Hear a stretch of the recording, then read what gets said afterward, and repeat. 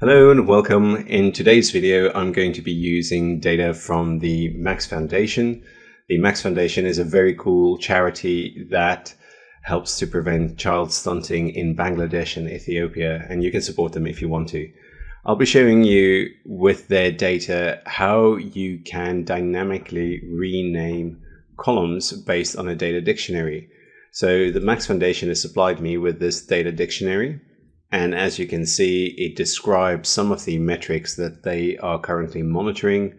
And if you do not know the industry very well, you wouldn't necessarily know what these metrics mean. But they've usefully supplied a field as well as the meaning, and then with what metrics it can be compared with.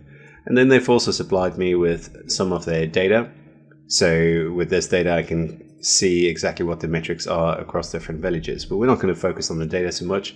Instead, what we're going to focus on is how can we get that data dictionary to also sit alongside all the data that they have supplied.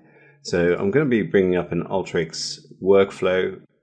So what we can do is we can bring in the two files that we just discussed, so both the data dictionary as well as the metrics file.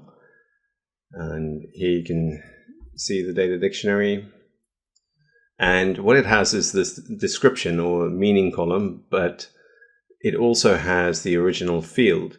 Now, because it doesn't have a useful new column, we can use this description to derive a column that we want. And I'll show you how we do that in a second. And the first tool I want is a dynamic rename tool.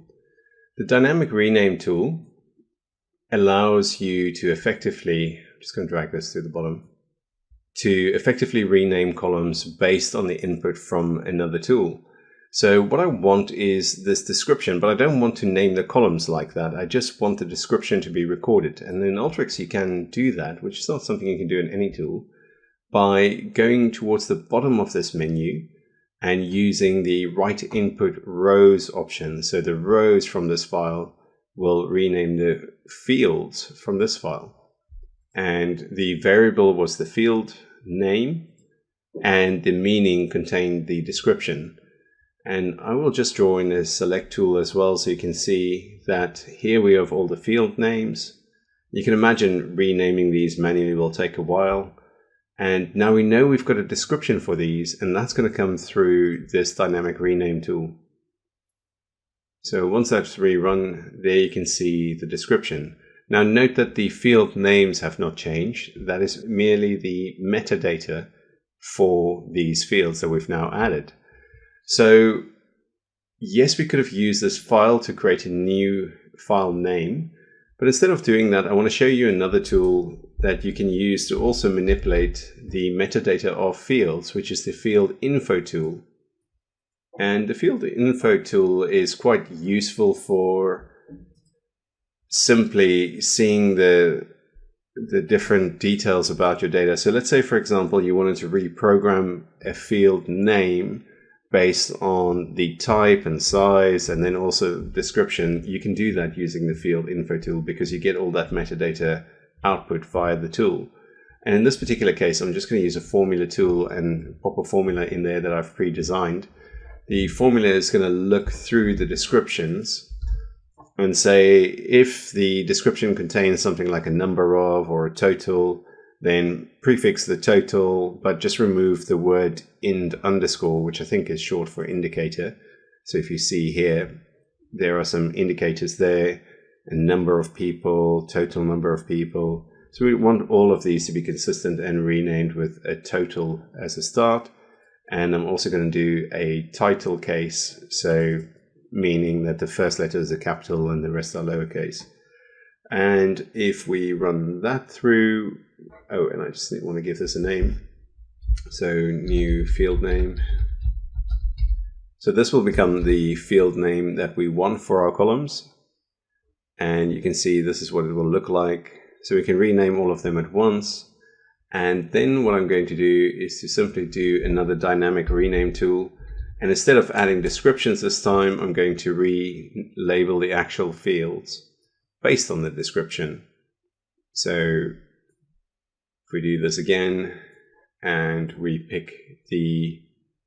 take field names from write input rows option And now we can also add a select there so we can see it afterwards. Let's run that through. I think I forgot to do the actual, to set the tool. So apologies, so you just have to name and new field name. So we want to rename the field name with the new field name. Let's just do that again. And there you go. So now all the fields have been renamed, and I didn't have to go field by field and put totals or anything like that. So it's nice and dynamic. And there's another handy tip I want to give you.